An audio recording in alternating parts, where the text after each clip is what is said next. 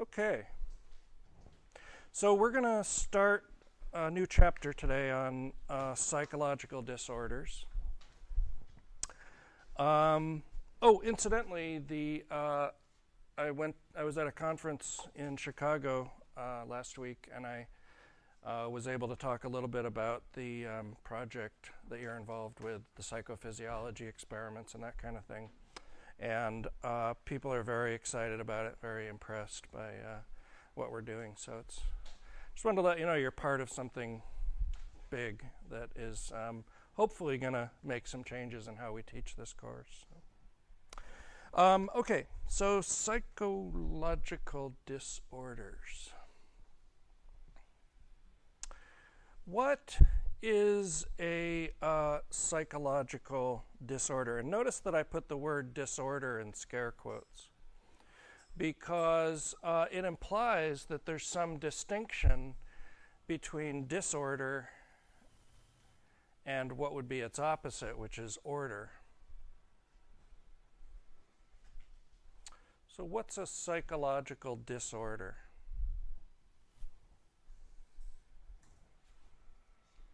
What's that? Depression is one example, but sort of how would you define the concept of a psychological disorder? Yeah, Stacy first.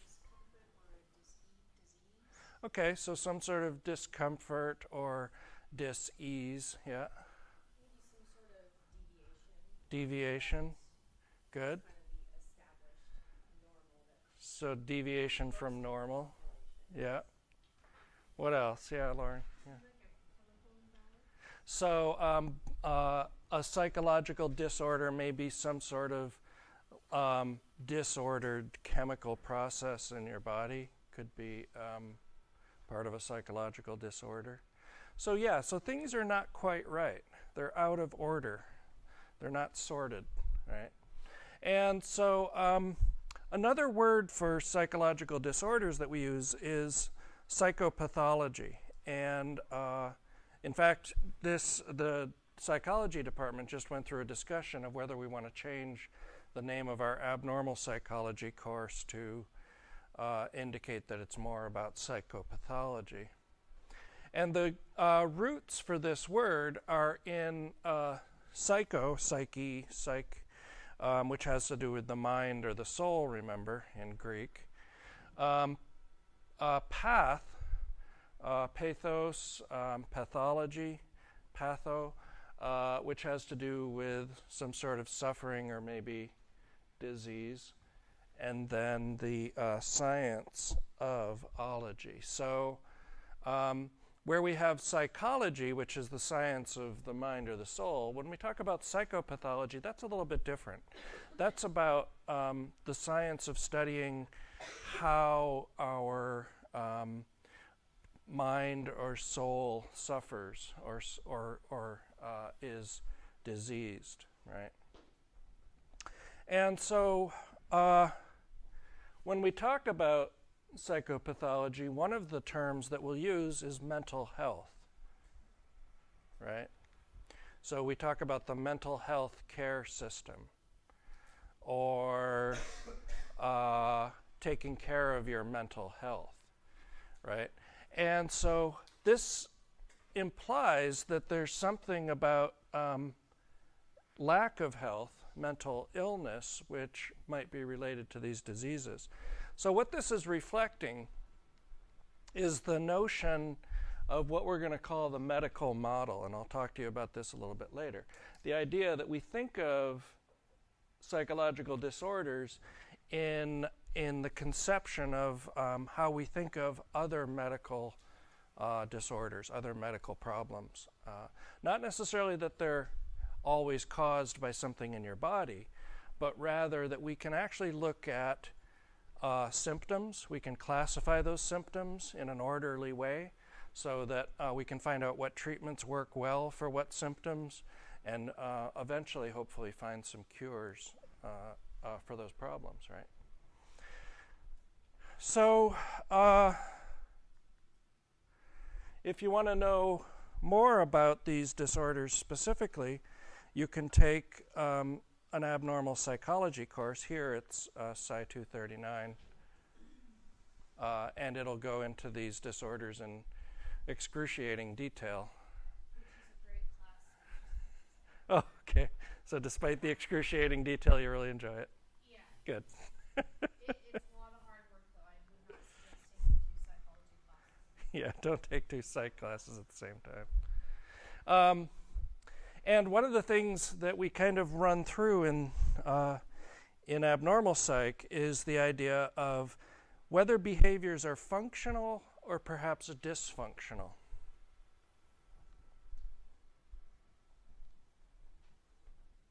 What does it mean for a behavior to be functional?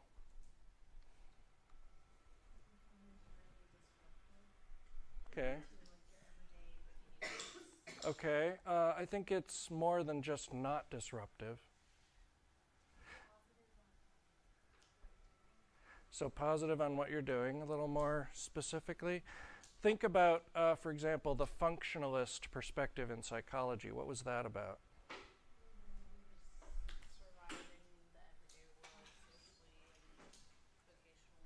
So remember, the functionalist perspective grew out of the Darwin's theory of natural selection, and the idea that our behaviors are adaptations.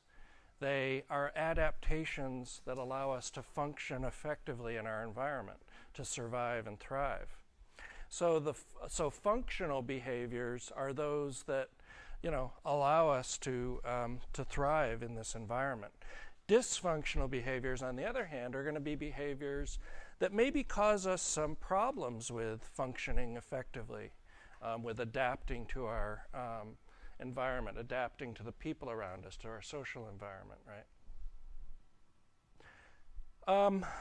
So one of these behaviors, more on the, quote, functional end generally, is what we'll call normal behavior. But it's not necessarily functional. What does it mean for behavior to be normal? What's that? Stable, perhaps, yeah. Although there might be situations in which unstable behavior might be normal, unstable behavior might. What's that? Common, good. Okay, so everybody else thinks you should behave that way. So that's getting into the idea of social norms, right? Normal norms are social norms. And so mostly normal behavior is defined by all of us. We kind of come to some implicit agreement of what normal behavior is, and when someone is behaving outside of that norm, then we say, well, they're abnormal or weird, right? People in high school or junior high have these very restrictive notions of what is normal, and anything outside of that is weird, right? What about this word, eccentric? What does it mean to be eccentric?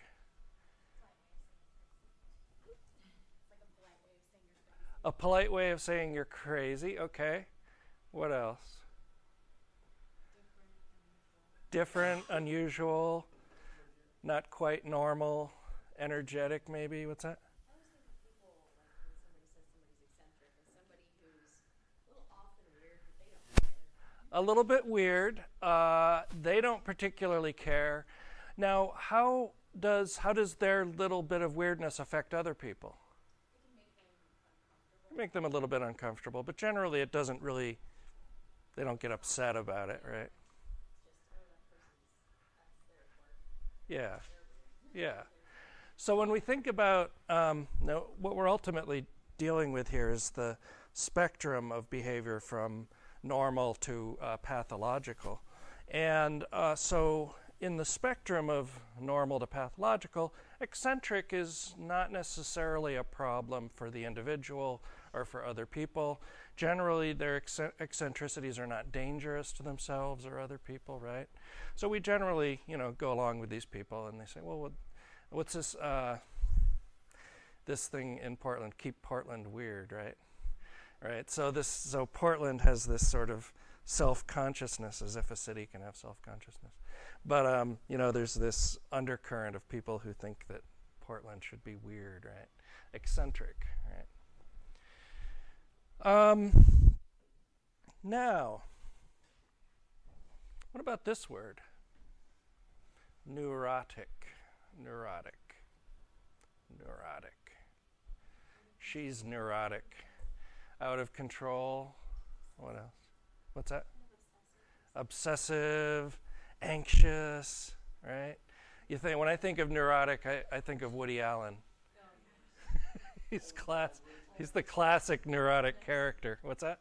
Those are all the bad words that were described as for Google's test. Yeah. Yeah. So neurotic, right? So this is more disturbing to other people typically. The individual is oftentimes disturbed, maybe by their own behavior. Generally, they're not going to be very dangerous to themselves or other people. But they're probably going to, like Woody Allen, he's going to have problems in interpersonal relationships, right? That's the classic theme of his movies is problems that he has in trying to have interpersonal relationships. So what we start seeing now is that the less functional people are, the more they move sort of down the levels into the levels of psychopathology or abnormality. Psychotic. What does that mean? What's that? Dangerous, perhaps. Yeah.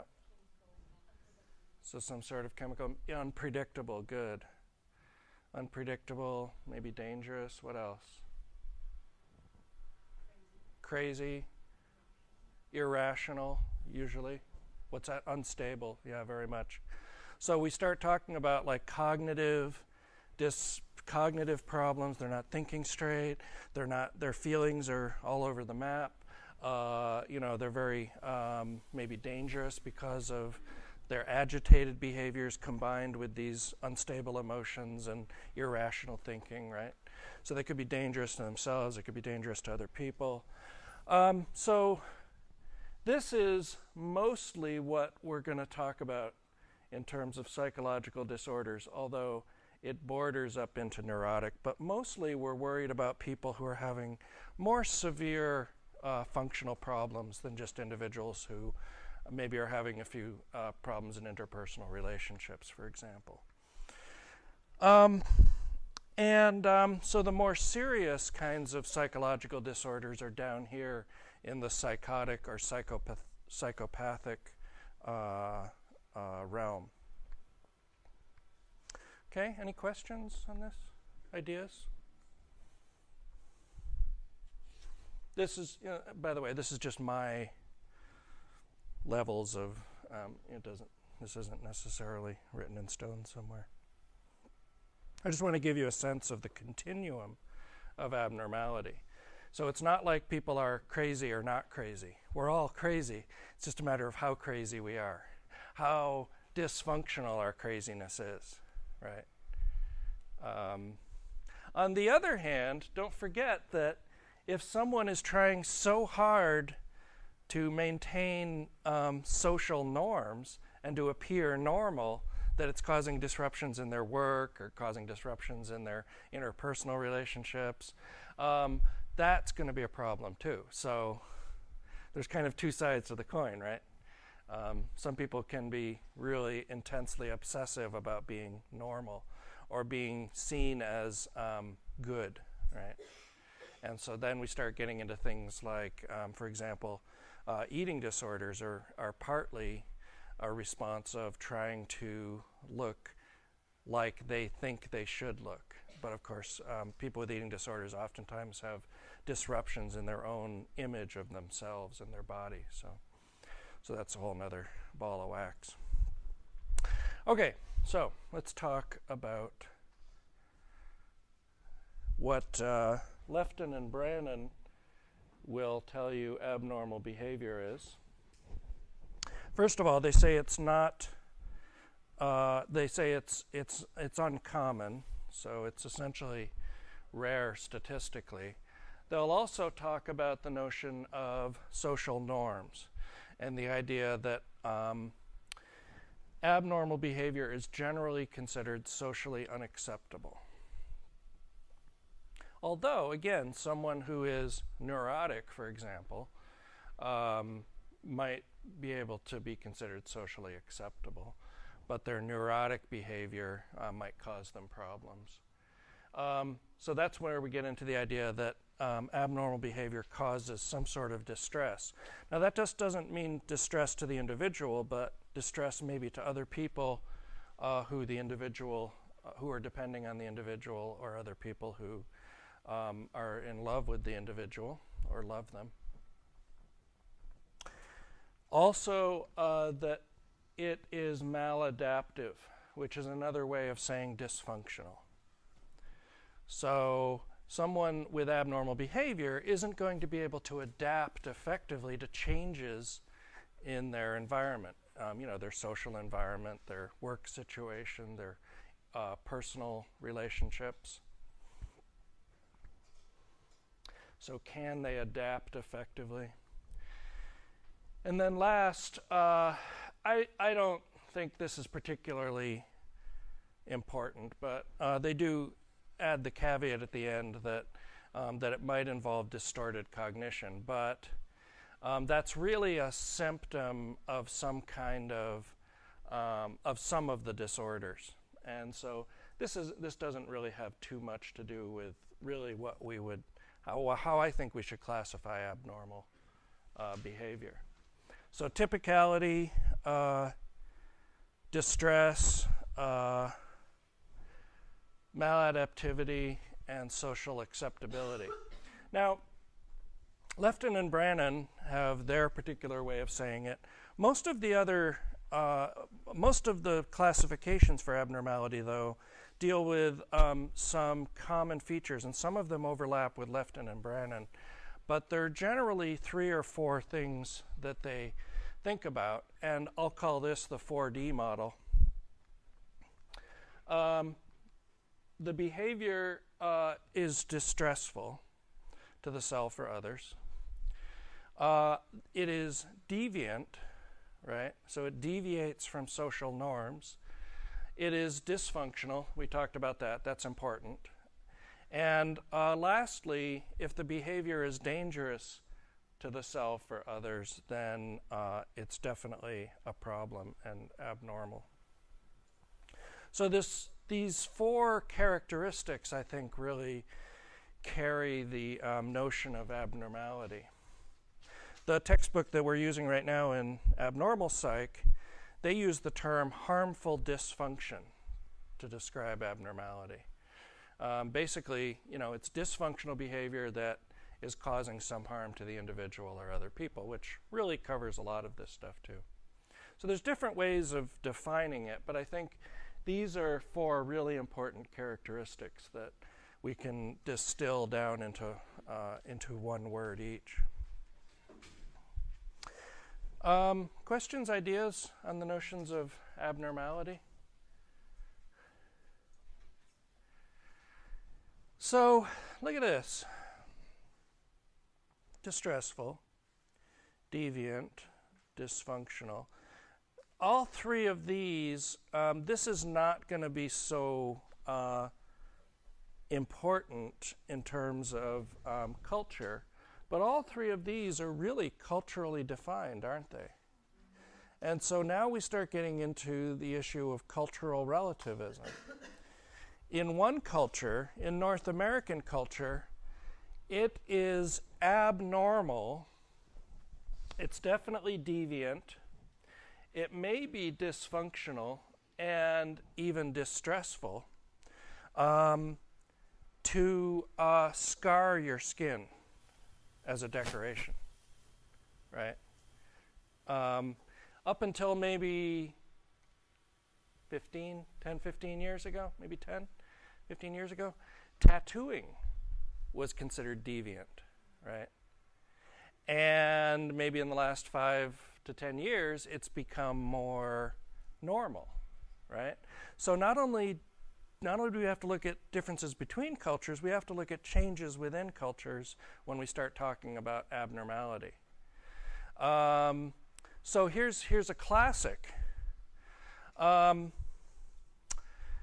What's called female circumcision, or sometimes female mutilation, which is the removal of the clitoris from a girl, typically an adolescent girl, before she's married.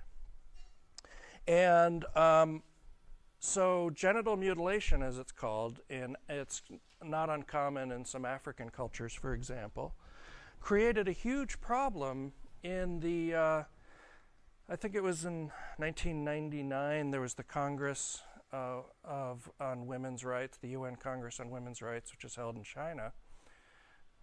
And so one of the disagreements, China of all places. One of the disagreements here was the notion of female mutilation, female circumcision, and the idea of that a lot of countries wanted to put that into the Declaration of Women's Rights, that they wouldn't have to be subjected to that, right? But then there were women from countries where that was normal, and they had a problem with that, right? Because who are you to come from outside and tell me what's normal in my culture, right? So there's all kinds of problems with kind of saying what's normal, what's abnormal. And it really has to be defined by the culture in general. That's a bit of a problem. That is a bit of a problem, because that's subject greatly to the whims of culture, the whims of politics, right? So this is not an easy topic. And that's why, we can spend a whole term talking about abnormality and the problems with abnormality. Questions, comments on this idea of normality, abnormality?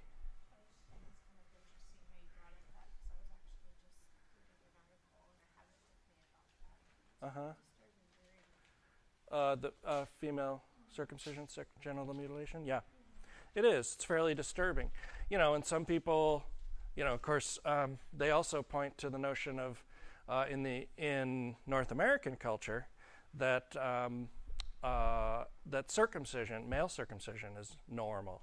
And how is that not, mutilation, right, of a baby that doesn't have a choice in it, right? So, yeah. So there's.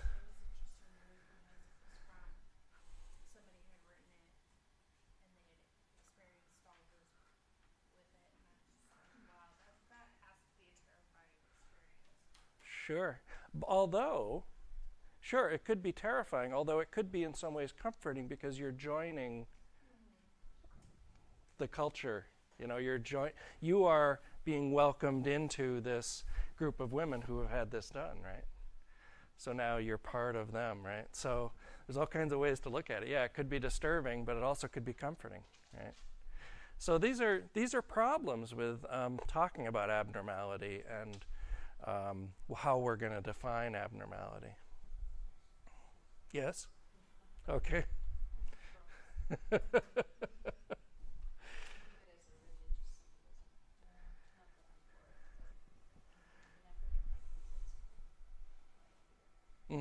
Well, and there are some reasonable arguments in terms of medical problems, because oftentimes the labia are also sewn shut with just a small hole for urine and menstrual fluid to be released, and that can cause a lot of problems biologically for women. But that's another story altogether. Okay, so how have historically and prehistorically, how have people dealt with the notion of abnormality, mental illness, mental health? Really, up until ancient periods, up until we start seeing some sort of written history, mostly what we're dealing with is the idea that there are some kind of supernatural cause for abnormal behavior. And one of the interesting things we find in archaeological digs are sometimes individuals with holes drilled neatly into their head, into their skulls. Skulls that are that have these very neat holes drilled in them. So they're obviously not some sort of random injury that they're suffering, but rather some sort of intentional means of opening up the skull. And one of the hypotheses about this is the idea that it may be a way to release spirits that maybe are trapped in the skull, or demons, or something that needs to get out, right? On the other hand, this is also a way to relieve pressure from an injury. So if your meninges, the layer of cells on the surface of your brain, if the meninges are injured, they will sometimes swell up, and that swelling can cause brain damage. So they may also have been attempts to relieve some of that pressure. So it's really unclear whether trephination was intended to treat psychological disorders.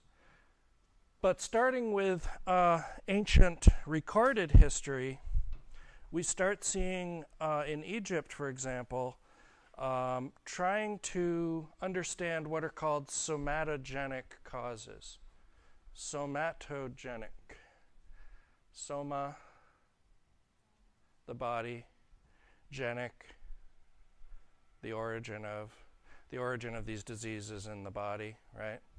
And so, and then when we look at Greece, in about 500 BC, with the rise of medicine and Hippocrates, what we start seeing is more focus on the body, and in particular, psychological disturbances were explained as a function of a couple of things. One of those was what were called bodily humors.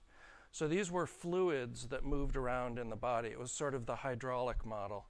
And the idea was that if you had too much of one kind of fluid or another, then that would cause disrupted behavior. And so the four humors were black bile, yellow bile, urine, and blood. Is that right? Yeah. So, so when these things became unbalanced, these humors became unbalanced, that's when disordered, disruptive behavior emerged. Now, what's interesting is that's not too far off of our current physiological conception of the origin of these disorders, rooted in things like neurotransmitters and hormones, right? So really, they might have been onto something, just not quite there. Another cause of disordered behavior, especially in women, was referred to as hysteria, and it was the notion that the uterus in a woman would become dislodged and would begin moving around her abdomen and cause all kinds of disruptions in bodily function and in behavior. So you don't want your uterus wandering around your abdomen. So keep it where it's supposed to be. That's obviously not thought of as a current conception of psychological disorder, but we do still have the term, don't we? Hysterical, right? So that's a kind of a sexist term. It's a bad word. Anyway, during the medieval period, we see a move back to a large degree, back to supernatural explanations. The Greek rationalism gives way to the church and the church's explanations for these disorders. And this is a period when we see, for example, people with disordered behavior being burned as witches, right? People with disordered behavior put into asylums. And these are basically dungeons, cages, big buildings that you lock somebody in there for the rest of their life. And in fact, they would then be used to entertain the local populace. The people who ran the asylums would charge admission for people to come in and watch the crazy people, right? So this is this is hugely disturbing. This is a really disturbing period in the treatment of psychological disorders. Yeah. Well, I was just going to say that I know today, right now, I know of a lot of people who still think that different disorders are the result of something spiritual. Mm-hmm. Sure. Very much so. Sure. Many people who don't even give bipolar, those things, a second thought. It's a spiritual thing, and they pray and they pray and they pray, and they see a lot of deliverance and just different things like that. So Yeah. I think that there was something there back then. Yeah. So there is, there are still individuals and sects who believe that the appropriate treatment for psychological disorders is a spiritual one. And just recently here in Oregon, we had a couple whose child died as a result of them trying to pursue a spiritual cure, which ultimately apparently didn't work. Was something psychological? Well, it was physical, but where do you draw the line between physiological disorders and psychological disorders? Because so much of psychological disorders are rooted in physiology also. So, yeah. I was just curious when you said that before we came on, you go to the asylums. Do you think that's where, like, for lack of a better word, like freak shows or circuses come Yeah, from? right, sure, probably. Yeah. There's something voyeuristic in us that we really enjoy seeing things that are weird and abnormal, and right. I don't know what it is, but and watching, as long as we aren't part of it, we sometimes might enjoy, or we know that it's fictional. We might enjoy watching other people suffer. We Yeah. watched the test of the electric shock. Yeah. And we were laughing about that, but the guy that's doing the testing was like, oh my god, this is the worst thing ever. Yeah. Right. What was that called that we looked at earlier, where like the reason we watch like horror movies is because we can't kill people? Oh, well, like the catharsis, and so it's a way to,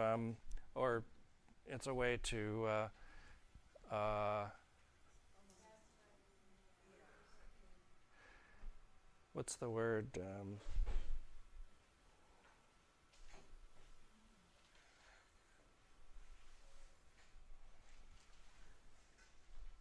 Can't remember. Okay, so anyway, these asylums, it turns out, don't come out of thin air. They actually were already built, and they were built because from about 700 AD until about 900 AD, there was a disease that ran through Europe called leprosy. And leprosy is it's a contagious disorder, and it causes a large degree deterioration of body cells. And so it's an awful disorder. And partly it was one of the products of the Crusades. When the Crusaders came back from the Middle East, they brought back leprosy with them. And so leprosy was ravaging Europe, and what they would do is they built these leprosariums, they were called, these big warehouses to house these lepers. And so after they contained leprosy and the disease was no longer a problem, these big empty buildings were sitting around, and people would go, hey, let's put the crazy people in the big buildings, because they're causing problems for the family. Right?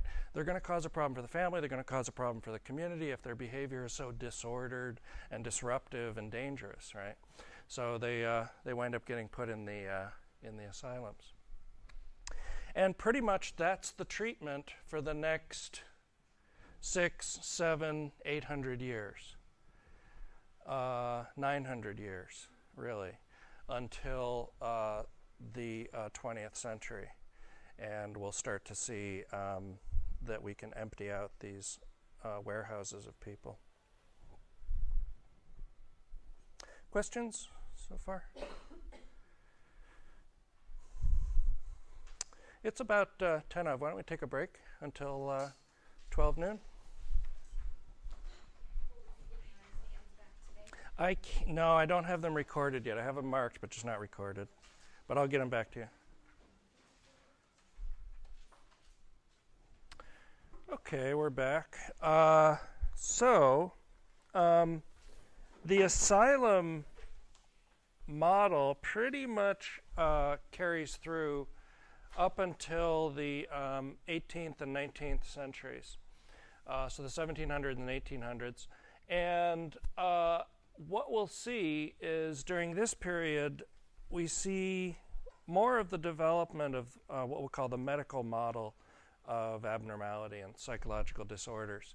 And the medical model really talks about the idea that there are symptoms, there are treatments, and from those symptoms and treatments we can maybe develop cures, start understanding the disorders better. So this is gonna begin to sort of start taking some of the stigma out of mental illness. And stigma is one of the big problems in mental illness. The problem of other people and how they interpret psychological disorders. When you're stigmatized, you're held up as an example of what is bad, right? And so stigmatization is a huge problem. And what this is also going to do is it's going to begin removing some of the stigma from the families, because oftentimes these disorders were seen as something defective in relationship to the family, not just the individual. And when we start seeing it in the medical model view, we start seeing it just as symptoms of a disorder, symptoms of a disease. And so it can be less a moral failing of the family and more of a more something similar to any other physiological illness. Also, in the 18th and 19th centuries, we start to see the emergence of what will be called the moral therapy movement. The idea that we have to do more for these people than just put them in a warehouse, feed them, give them water, and let them die there. We have an obligation to try to heal these people, to try to make their lives comfortable, try to bring them back from their disorder as much as we can.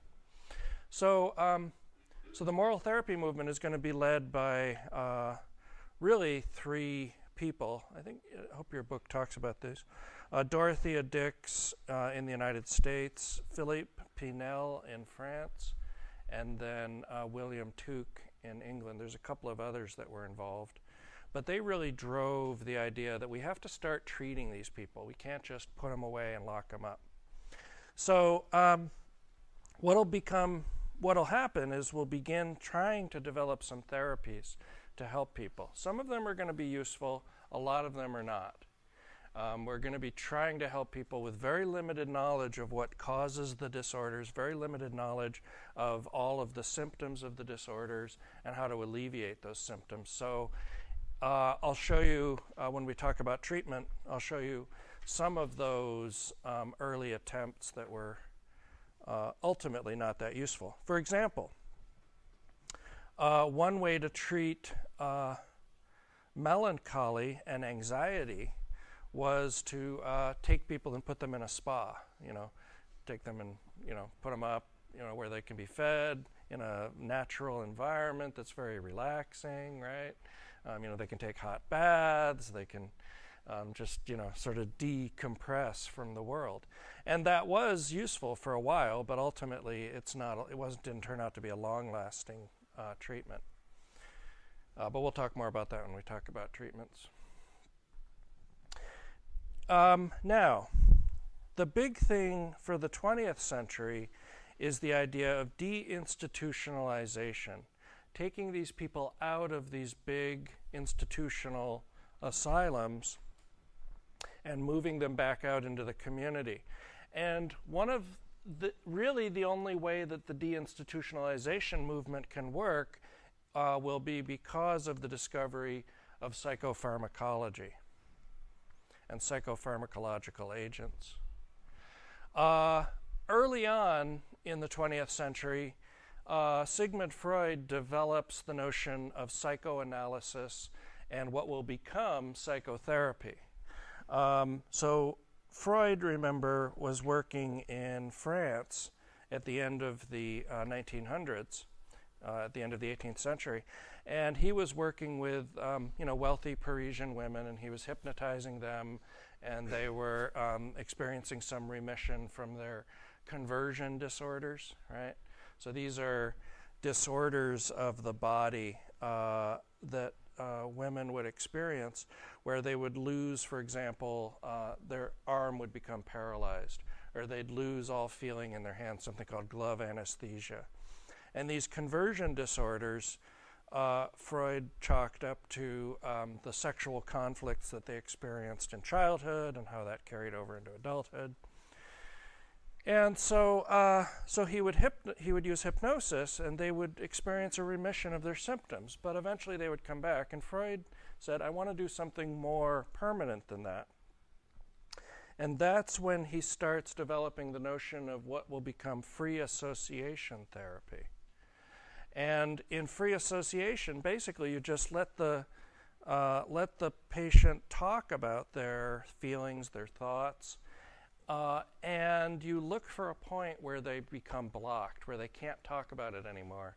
And Freud would say that that's the point of repression, where they're trying to repress something. And what we need to do is we need to find out what they're repressing.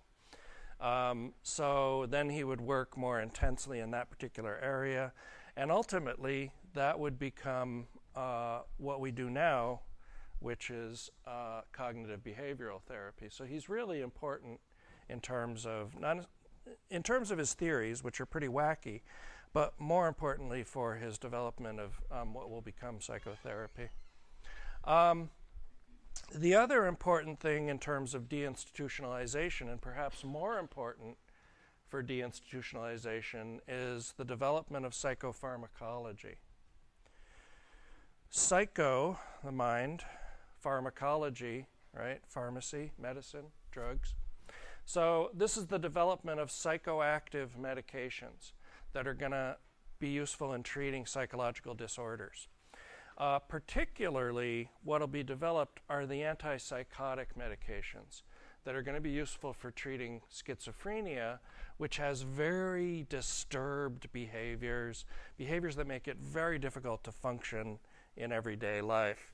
And so with the development of the antipsychotic drugs, now we can actually treat these people and they can go back to their normal lives. Their behavior becomes so much more normal that they can actually start functioning again.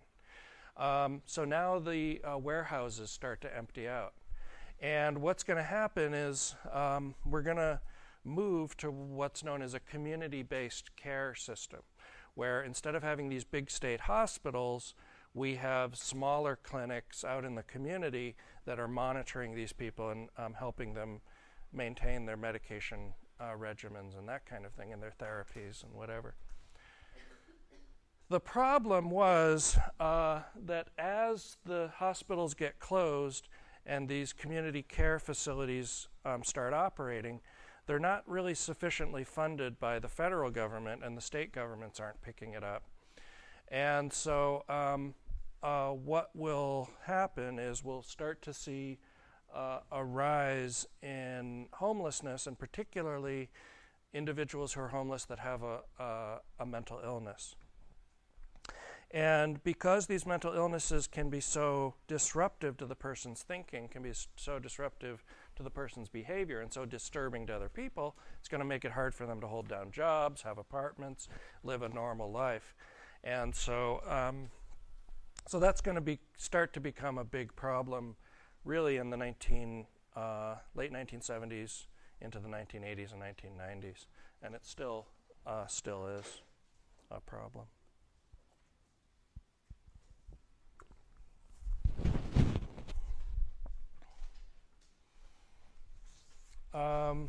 Okay. Any questions on 20th century stuff?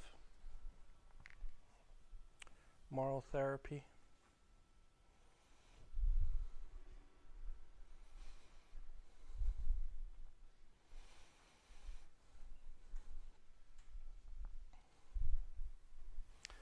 Well, if we're going to really effectively treat psychological disorders and understand them effectively, we're going to need to try to understand what causes them. And so when we start talking about causes of disorders, we have some ideas already. We've got this supernatural perspective, which basically says that there's some unknowable force, some force outside of the individual, some force that we can't comprehend that may be influencing and causing the individual's disturbed behavior. That's not particularly useful, although it does help to explain why the disorder may occur. But the two approaches that are currently more useful in terms of understanding therapy and treatment are the somatogenic causes, basically that there's some problem in the body, some functional problem in the body that's causing this disturbed behavior. And ultimately, what we're seeing now in terms of somatogenic explanations for mental illness in the research that we're doing is, for one thing, we see oftentimes dysfunctions in brain functioning and processing. So certain parts of the brain may be less functional or overly functional in certain disorders. Yeah, Emily, do you have a question? I was just wondering what research, if any, has looked at, or whether or not there's any statistics to show how drug addiction plays into mental illness. It is huge. So the question is, Can it induce? yeah. So the question is, can drug addiction induce psychological disorders? There are some classes of drugs that can, particularly the amphetamines, can induce what's called amphetamine psychosis. And amphetamine psychosis essentially looks just like paranoid schizophrenia. So delusions, hallucination. What's that? Well, partly, but also just because their body systems are all whacked out. Yeah. So in amphetamine psychosis, you get delusions, you get distorted thinking, you get visual and auditory hallucinations, and it's basically the person is out of control. Can it go on to have a long-lasting effect? Typically, amphetamine psychosis will resolve after you stop doing the drugs. There is a residual effect, but it becomes less with time. There are some other some of the hallucinogens, if they're used chronically and in high doses, can result in some permanent changes in perception, but that's relatively rare. The depressant drugs, I don't know if there's any connection between the depressants and later psychological disorders. But what we'll see is that substance use disorders or addictions are oftentimes what we call comorbid, or they occur at the same time, or they may be a coping mechanism for someone who has another psychological disorder. Okay, so for example, someone with alcoholism may be partly using the alcohol as a self-medication for some other disorder like depression or anxiety. Yeah. Well, my biological mother, who I haven't been in contact with in years, she was diagnosed, I think back when they called it manic depressant or whatever, bipolar basically. Yep. And she would mix, her medication for the bipolar issue and some anxiety issues with amphetamines. Okay. And the result was, and so I'd always hear the doctors and stuff talk about drug-induced psychosis. Right. The result was just, there was a guy that was always in the house by the laundry room in a trench coat who was never really there. Right. Yeah, that's not good. No. because visual hallucinations and delusions are not. For the most part, visual hallucinations aren't associated with bipolar, but they can be. They can't. Yeah. So yeah, it's not a good idea to go off label on these drugs. The interactions are can be pretty harsh. Then one of the other big areas of research is in the effect of neurotransmitters, how neurotransmitters affect our behavior, and particularly how they affect psychological disordered behavior. So we're looking at the neurotransmitters, for example, in depression. One of the big neurotransmitter systems is serotonin. And we have, for the last 30, 40 years, been looking very strongly at serotonin in relationship to depression. We're starting to get more and more evidence that that may not have been actually very correct, but we do know that there are some neurotransmitter dysfunctions in psychological disorders. Hormonal dysfunctions, so changes in hormones are going to cause changes in behavior, as we're all well aware. And genetics. So big area now with understanding more about genetics in the human genome, being able to map that out, is being able to understand the genetic basis, if any, of psychological disorders.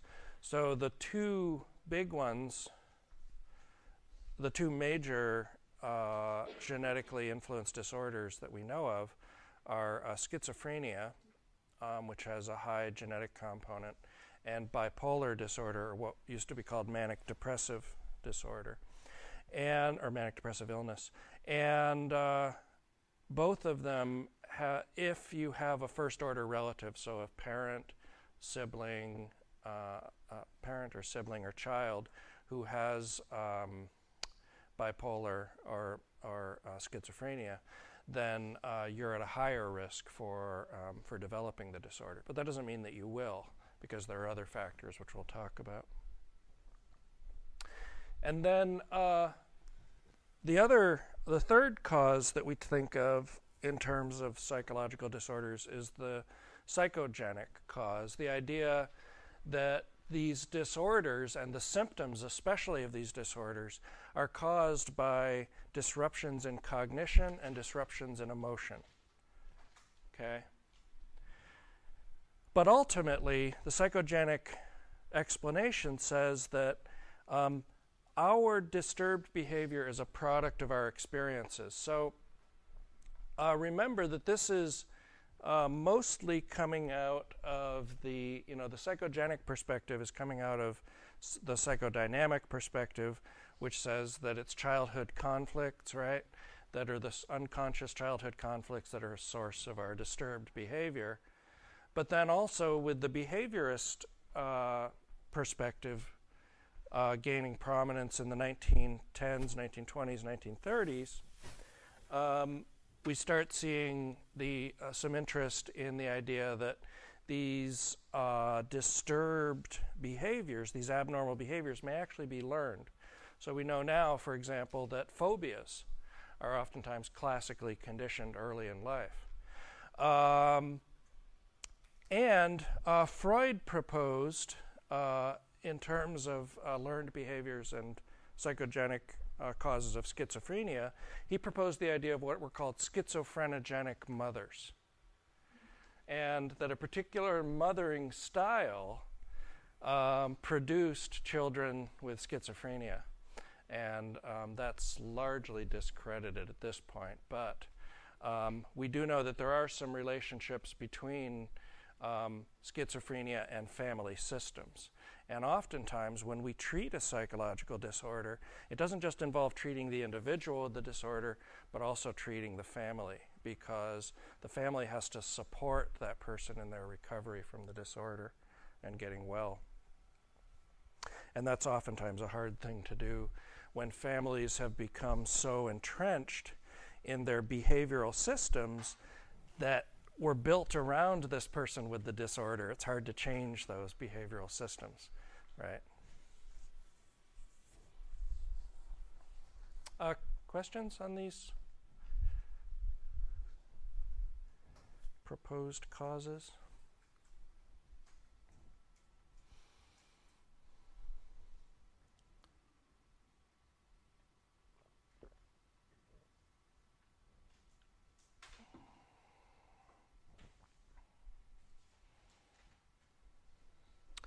Okay.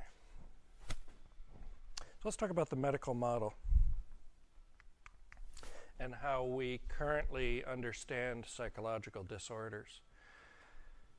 In order for you to be treated when you go to the doctor has to know what's going on with you. So you go into the doctor, you say, well, I've got these symptoms, got a runny nose, sore throat, a little bit of a cough, and the doctor says, well, you probably have a virus, right? You probably have a virus, an upper respiratory infection. It's probably viral, and there's nothing we can do about it because we don't have any effective treatments for viruses, so go home, drink lots of fluids, take Tylenol, and be miserable for a few days, right? So you go home, you drink a bunch of fluids, you take Tylenol, you're miserable, and a week later it's still not getting better. And you go back to the doctor and he says, well, usually these viruses resolve in a week, right? So here's what we'll do. We will test and see if you have a bacterial infection, right? So they, I don't know, they swab, do whatever, culture the bacteria. And he says, oh, okay, yeah, you've got a bacterial infection here. Take these antibiotics and you'll be better in 2 weeks. And you go home, you take all the antibiotics, and you're all better. And presumably, the antibiotics actually resolved the infection. That may or may not be true, but be that as it may, the medical model revolves around the idea of the diagnosis and then differential diagnosis, right? So when somebody comes to you with a cold, with cold symptoms, runny nose, sore throat, not much of a fever maybe, and you say, well, it could be a virus, could be bacterial. How are we going to know? That diagnosis comes out of what? Experience, a whole history of seeing these particular sets of symptoms and treating those particular sets of symptoms and finding out which treatments work and which treatments don't. And so really that's the medical model. We're looking at classifying sets of symptoms so that we can come up with a diagnosis. Also, knowing what treatments work for those sets of symptoms, right? And ultimately, if we know what these symptoms are like, we know what treats them, we can start working on finding cures. So we have some cures for medical problems by, physiological illnesses. But unfortunately, in psychological disorders, we really don't have many cures at all. There are only just a few. And so we're still in this part of the medical model with psychological disorders. But it's an important part because it allows us to start classifying these disorders. And when we classify them, we can find out what works for this class of disorders and what doesn't work for this class of disorders.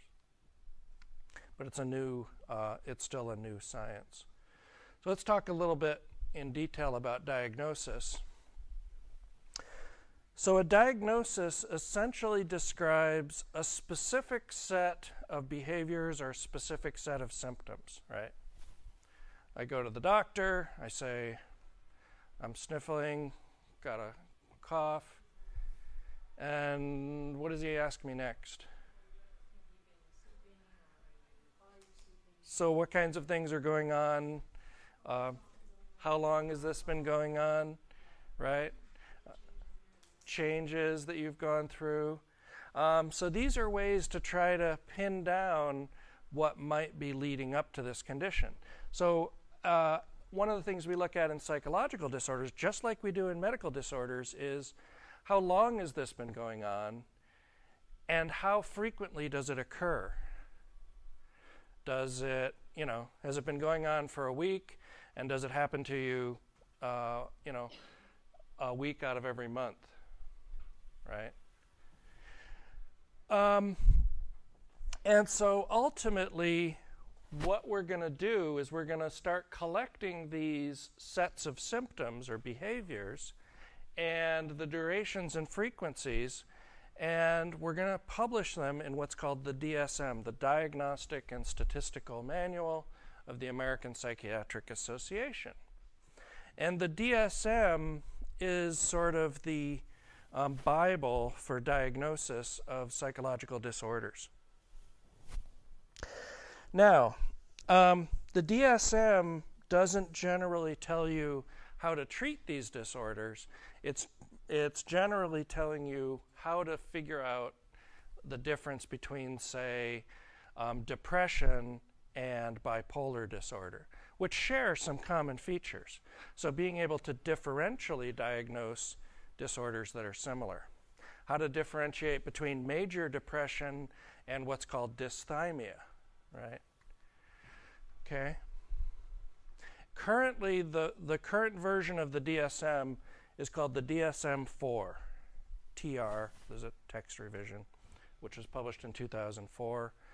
The DSM-5 will be coming out probably in 2011. And so every so often, and there's no regular frequency, but every so often there's an update to this DSM. The DSM-4 was a major update. The DSM-3 was probably the most major update, which happened in the 1980s. And what happened in the DSM-3 is they started moving away from the psychodynamic model for explaining disorders, these unconscious conflicts, and more toward a biological and psychogenic learned behavior model. And so, so one of the disorders that was removed in the DSM-3, for example, was homosexuality. Homosexuality was considered a psychological disorder to be treated up until the early 1980s in the publication of the DSM-3. What's that? Well, they would treat it using they would treat it using psychoanalysis. They'd try to find where the sexual conflict was in their childhood that was, causing these behaviors. Yeah, and the mostly that particular change in the DSM was driven by psychiatrists who were homosexual themselves and were thinking, gee, this is not good.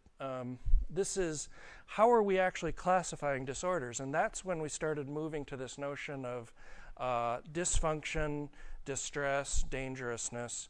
And these weren't considered highly dysfunctional behaviors. They weren't considered dangerous. They weren't considered distressful. And so that started moving out of abnormality into normality. So our conceptions of what is normal and abnormal behavior is going to change, and our conceptions of what is psychologically treatable is going to change over time too. So the DSM-3 became much more science-based and much less psychodynamic-based, and more based in research. The DSM-4 continued that. The DSM-5 is going to be almost a revolutionary change in terms of reliance more on genetic information that we have now, biological predispositions for disorders, biological correlates of disorders. So it's moving away, we've had this move over the last 100 years away from psychodynamic and more toward biological explanations for behaviors. That doesn't mean that this is going to be it, right? Because there's going to be more changes in how we understand these things. So it's a moving target. Okay.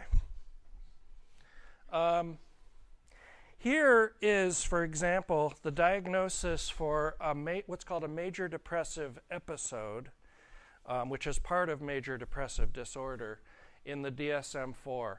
And you don't have to write this down. You don't have to memorize it.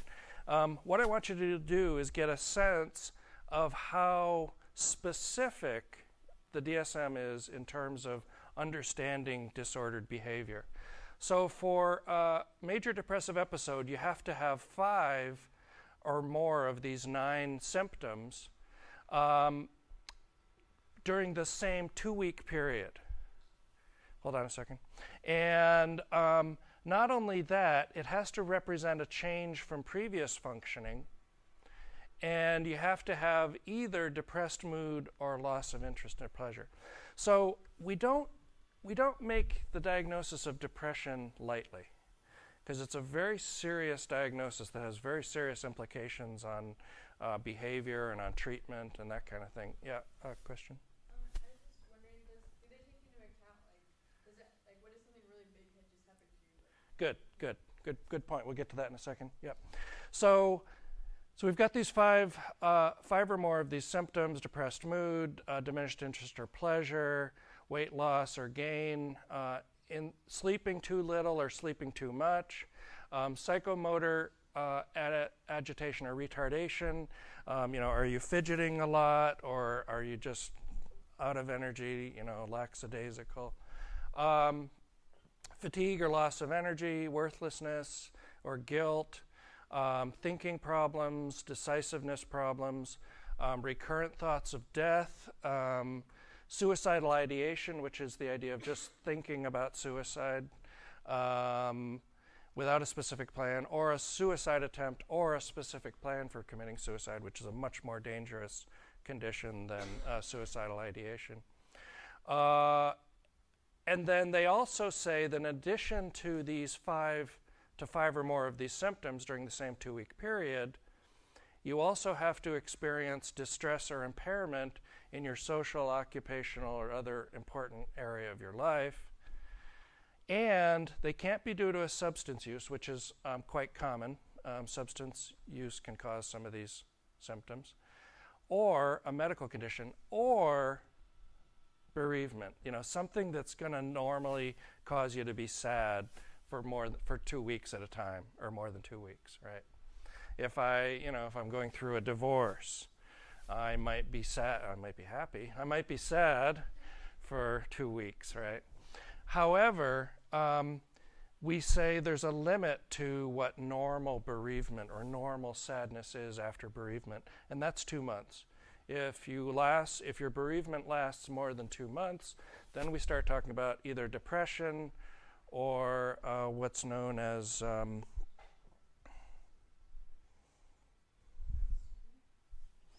we talked about it in class. What's that? No, because it's not PTSD.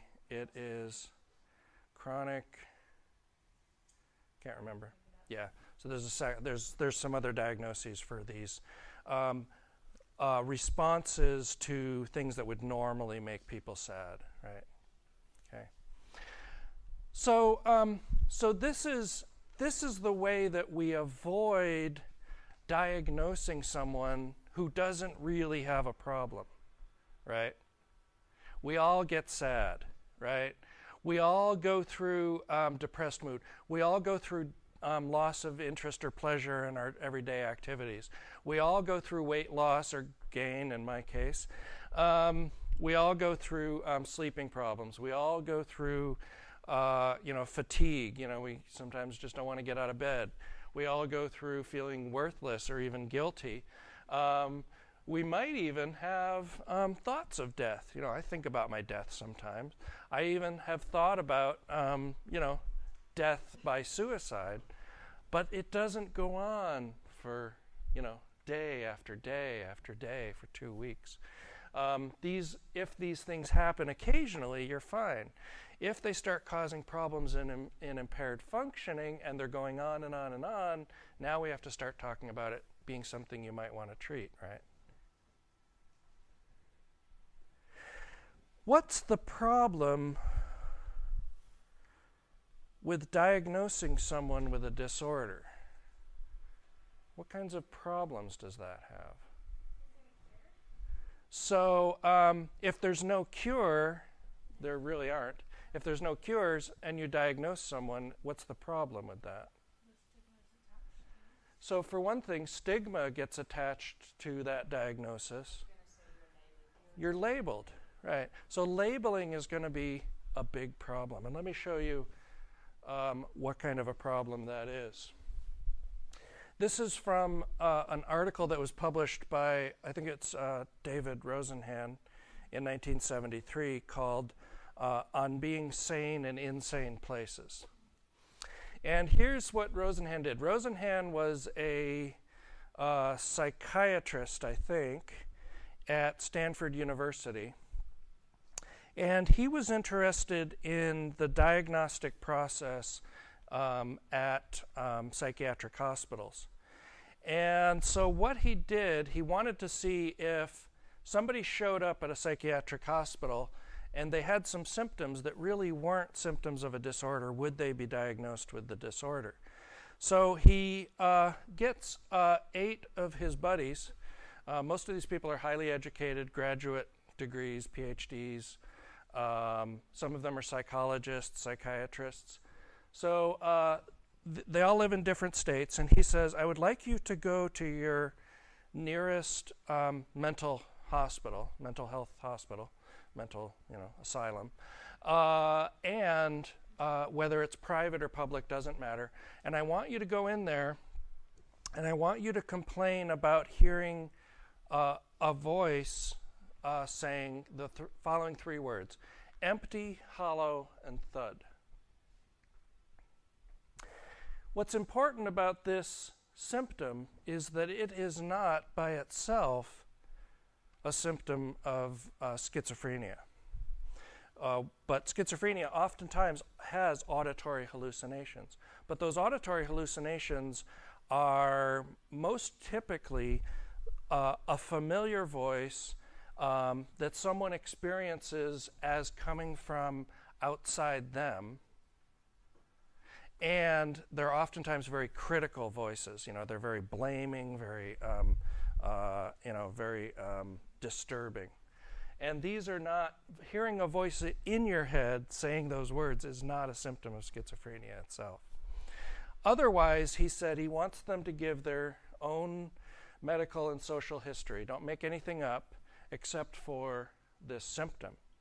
And what he wants to find out is how many of them, first of all, would be diagnosed, but secondly, would be admitted. And he actually didn't think that the numbers were going to be as high as they were. Guess how many got admitted? All of them. Every last one of them, including Rosenhan himself. Right? Now, here's the problem. Rosenhan says, okay, I've been admitted. Now, I need to tell you that I'm part of a research program at Stanford University, and we're looking at the likelihood that people will be admitted, right? And the doctor says, yeah, sure you are. That's obviously a symptom of your disorder. So any normal behavior that they engaged in, like trying to talk themselves out of the place, taking notes, sitting outside the cafeteria waiting for lunch, these all became interpreted in the diagnostic notes as symptoms of schizophrenia. Okay? So once you get diagnosed with something, your behavior starts being seen from a different perspective, right? Not only do other people see your behavior from a different perspective, but we also see our own behaviors from a different perspective once we've had a diagnosis too. So it creates this whole problem in thinking about the disorder. Here's the funny thing about this study.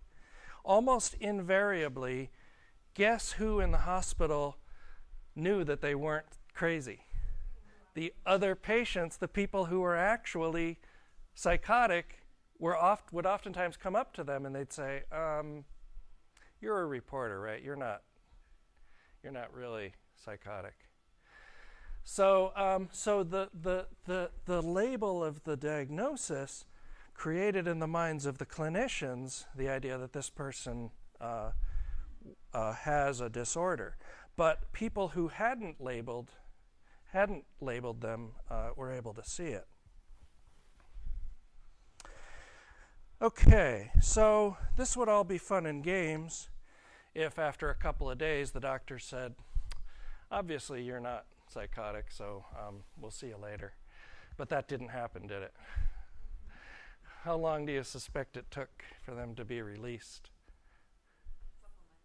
Couple of months. Actually, that was one of the longest, 52 days.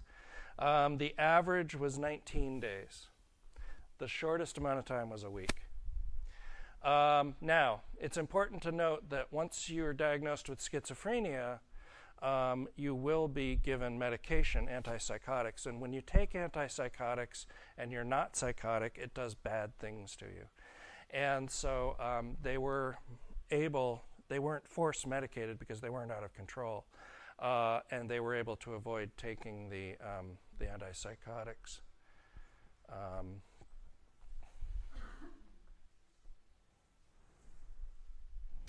Okay, and it wasn't over. Another problem with diagnosis and labeling is that it sticks with you.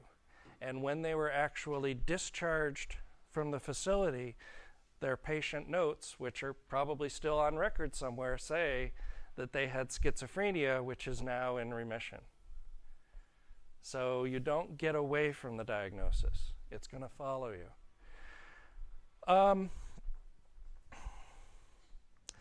So when we label someone with a disorder like this, it's very serious business. And so one of the reasons that the DSM is so detailed and so specific is we don't want people to be diagnosed when they really don't have these disorders. So that doesn't mean that people who don't have the disorders don't get diagnosed.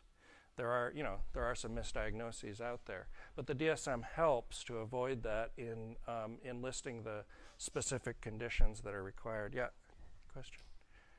Would you say that most psychologists and psychiatrists are careful not to label, or some you would say that? I would say they are careful, yeah. And one of the things that can happen is once you have a diagnosis, if you need to get medical insurance and you're not coming out of a group plan or you're going into an individual plan, it will sometimes be a cause for either denying coverage or restricting the coverage in terms of that pre-existing condition. So it is a problem, and because of the stigma that's associated with these diagnoses, for example, schizophrenia, and people who don't understand that schizophrenia is a treatable illness, they may discriminate against you if they know you have it. And so if it's in your medical record somewhere and someone gets a hold of it, maybe they won't rent to you, or they won't give you a job. Obviously, under most conditions you don't have access to medical records, but Well, I do. I hold a federal work study position for Washington County Community Corrections. okay. So I get to deal a lot there with. I don't work in the probation piece. I work with the battered women, and there's been a recent kind of flood of psychologists who are evaluating DHS clients and coming back with some of the most off-the-wall diagnosis. They're doing 2 and 3 evaluations on these people because they're getting cover letters written from DHS, and they're just labeling people and diagnosing them, and kind of, it just seems to me that they're, that's not okay. Basically, Yeah. what they're doing is they're getting these cover letters from DHS and saying what they want, what they want them to What say. DHS wants the diagnosis to be. And so are they diagnosing strictly on the letters, or are they actually meeting with the They're clients? meeting with the client. Yeah. But they're getting Hopefully. these cover letters. Now they have this kind of system going on where the attorneys are trying to secretly get their clients in to be evaluated by someone affiliated with their firm, so that when they go to court with these, and they're getting mismatched diagnosis, and they're getting, someone comes back with something one time and then they don't the next time, and so I would just say that the credibility is not always. Yeah, that's, it's really one of the It's really, a diagnosis is still an art at this point. It's not so much a science. The DSM-5 hopefully will be better because it'll be more rooted in science, but at this point, diagnoses can vary dramatically from one clinician to another, depending, for example, on their theoretical perspective on the disorders. Some have more experience with domestic violence. Sure. Some don't.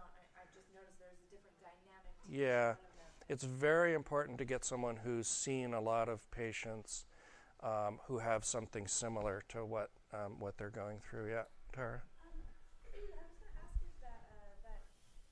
if what was it, a depressive, it was like an episode? A major depressive episode, yeah.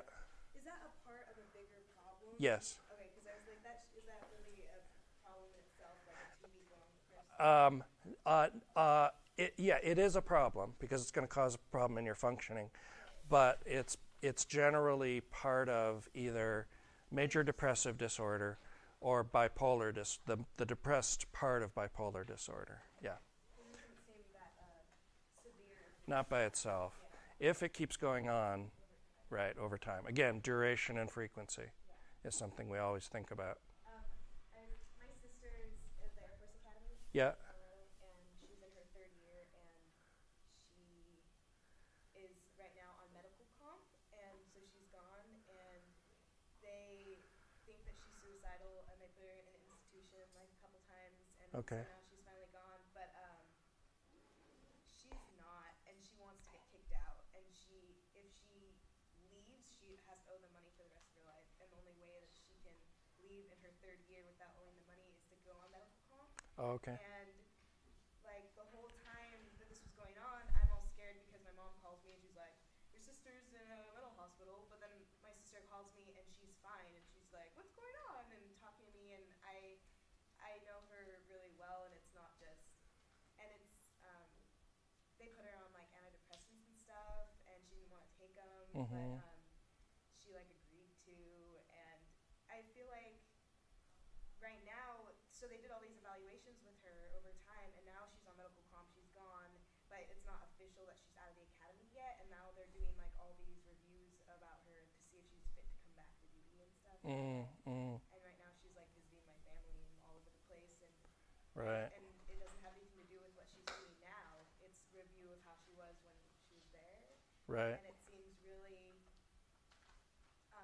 I think it's misinterpreted, Yeah. but I think she obviously influenced it, Yeah. but Yeah. glad, because I don't want her to be there, but Yeah. I mean, if you know the symptoms, you may be able to fool a clinician into giving you a diagnosis that you want, and that itself is actually a disorder. Yeah. So now here's the deal. She's in a situation that she wants to get out of, and her way of figuring out how to get out of that is to try to come up with this diagnosis. well, I think Any she was like impressed being there, but I don't think it was. I think she played it up a lot, because I think she really didn't want to be there. any competent clinician should be able to figure out what is situational and what is chronic. So yeah, and like we were saying, not all clinicians are equally skilled in all disorders. So yeah. Can you also fake them out and like pretend like you're normal? It's really, What's going on and you can. talk about it, and you just Yeah, you can. You can fake out a clinician and appear to be normal. However, there are oftentimes indicators that you're not consciously monitoring. So, for example, fidgeting behavior, the way that you look, the way that are you able to dress yourself appropriately, things like that. That can be more objective indicators than the subjective reports that they're going to be getting. Yeah. But what good does that do anybody ultimately? If you're disturbed and you need help, scared of being diagnosed for the rest of your life with something and like not able to get medical care. that's a huge problem. So, Competent and like still depressed. Would you? so one of the problems with people actually getting help for their disorders is the stigma that they have toward the disorder, right? So the individuals who are psychologically disturbed and need help don't get help because they're afraid. Yeah, that's a huge problem. Yeah. We'll talk more about treatment next time.